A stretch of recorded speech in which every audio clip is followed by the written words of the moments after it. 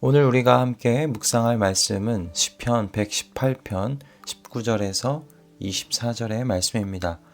시편 118편 19절에서 24절의 말씀 함께 읽고 오늘 우리에게 주시는 하나님의 은혜를 함께 나누도록 하겠습니다.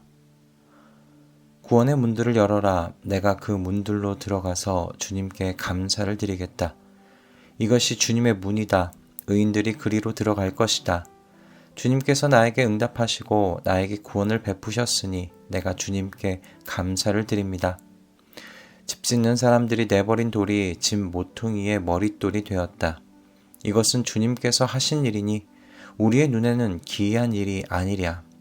이 날은 주님이 구별해 주신 날, 우리 모두 이 날에 기뻐하고 즐거워하자. 아멘.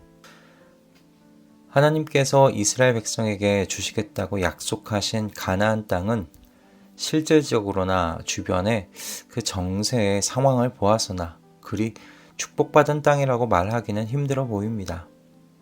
가나안 땅은 나일강을 품고 있는 이집트와는 달리 이른 비와 늦은 비가 오지 않으면 일반적으로 물을 머금을 수 없는 땅입니다. 그러므로 가나안 땅은 늘 이른 비와 늦은 비를 위해 하늘을 바라봐야 하는 땅이었습니다. 이런 환경적인, 이 지리적인 이런 환경 때문에 이 지역의 비를 관장하는 바알 숭배가 자리 잡게 된 원인일 겁니다. 그러나 이런 환경적인 요인 외에도 이 지역이 축복받은 땅이라고 불리기 힘든 이유는 이 가나안 지역이 당시 패권 국가들의 이동 통로에 위치해 있었다는 것입니다. 가나안 땅 아래로 나일강 문명의 이집트가 자리를 잡고 있습니다. 그래서 이집트가 강대해지는 때면 유프라테스 강과 티그리스 강 유역에 자리하고 있는 비옥한 초승달 지역을 차지하기 위해 위를 향해 올라갔습니다. 그러자면 가나안 지역을 반드시 거쳐야 했지요. 이것은 이 지역에서 세력을 키운 아수르, 바벨론, 그리고 페르시아 때도 마찬가지였습니다. 이 강대국들은 나일강 문명의 이집트를 점령하기 위해서 가나안 땅을 통과해 갔습니다. 즉, 이 가나안 땅은 두 커다란 문명 사이에 교량 역할을 하는 그런 위치에 있었던 것입니다. 이런 이유들로 가나안 땅은 이 축복받은 땅이라고 말하기는 좀 힘들어 보입니다. 나일강 문명과 메소포타미아 문명, 이 두 커다란 문명들 사이에서 가나안 땅은 정말 보잘것없어 보이는 땅입니다. 두 문명들 사이에서 태어난 제국들이 볼 때에 이 가나안 지역의 유다 같은 작은 나라는요, 별로 가치 없는 나라처럼 여겨졌을 겁니다. 그저 지나갈 때 존재하는 작은 나라에 불과해 보였을 겁니다.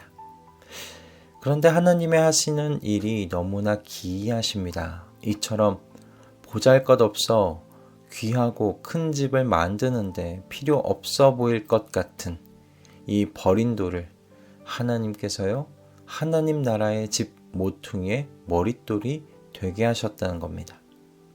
무가치 하여 버린 것을 하나님께서는 선택하셨다는 말씀입니다. 시인이 말하는 이 집 모퉁이의 머릿돌은 이 시의 흐름상 유다를 의미합니다.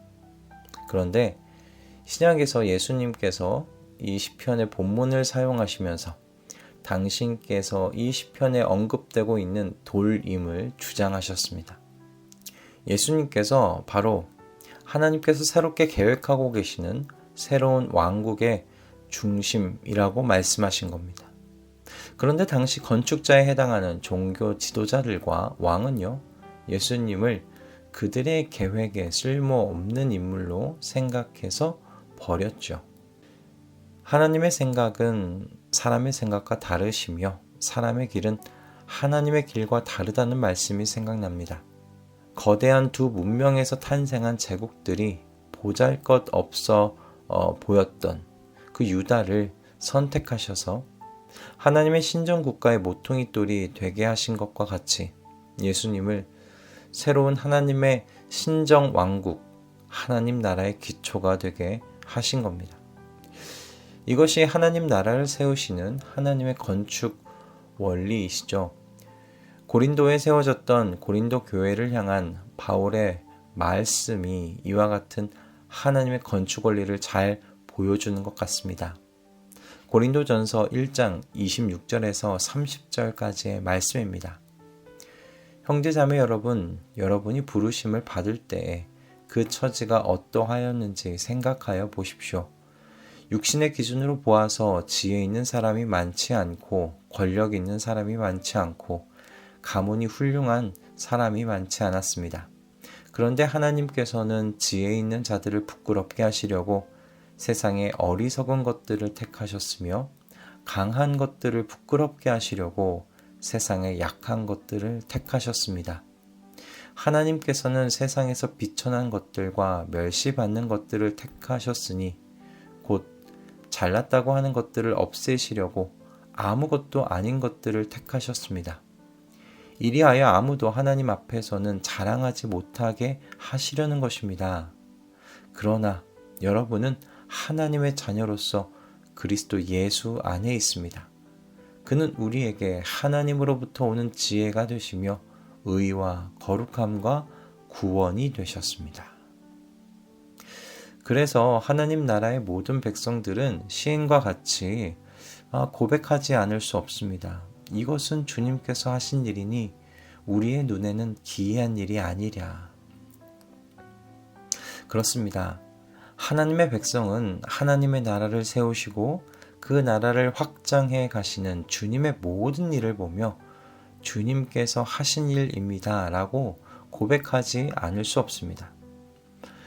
얼마 전 케냐에서 선교 활동을 하고 계시는 조미선 선교사님께서 오셔서 그 지역에서 진행되고 있는 선교 활동을 말씀해 주셨지요.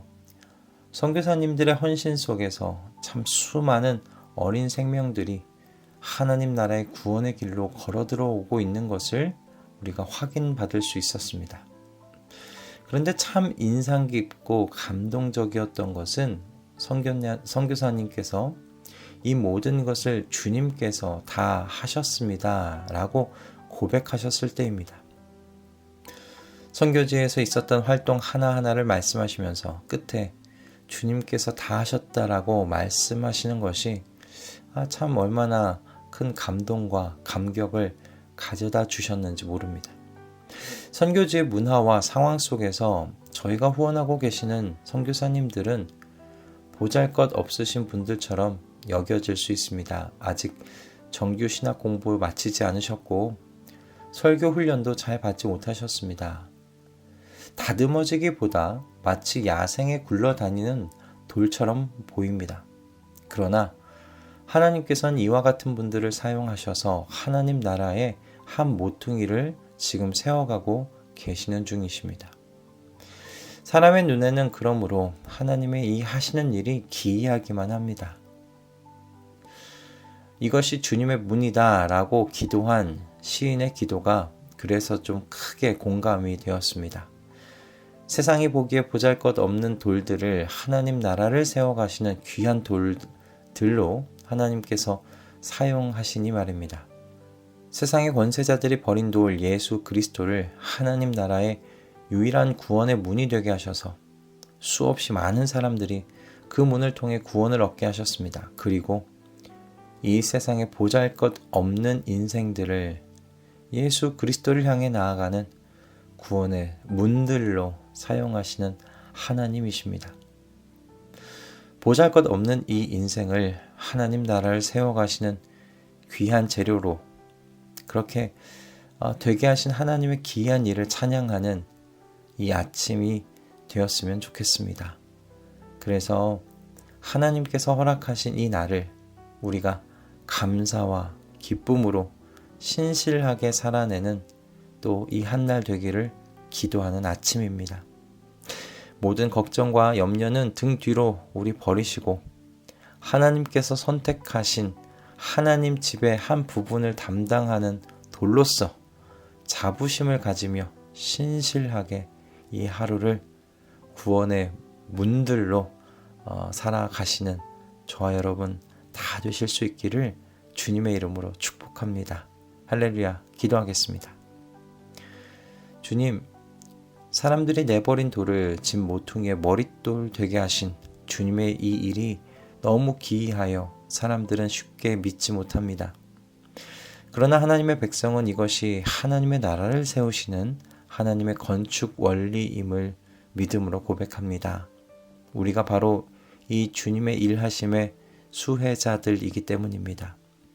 예수 그리스도라는 구원의 한 문을 만나게 하시고 그 문으로 들어오도록 인도하신 주님을 찬양합니다. 주님, 우리 또한 예수 그리스도를 향한 구원의 문으로 사용하여 주시옵소서. 우리의 오늘이 의인들이 예수 그리스도를 향해 나아가는 통로로 그 문으로 사용되도록 감사와 기쁨과 신실함으로 그렇게 이 한날 살게 하여 주시옵소서. 예수 그리스도의 이름으로 기도드립니다. 아멘.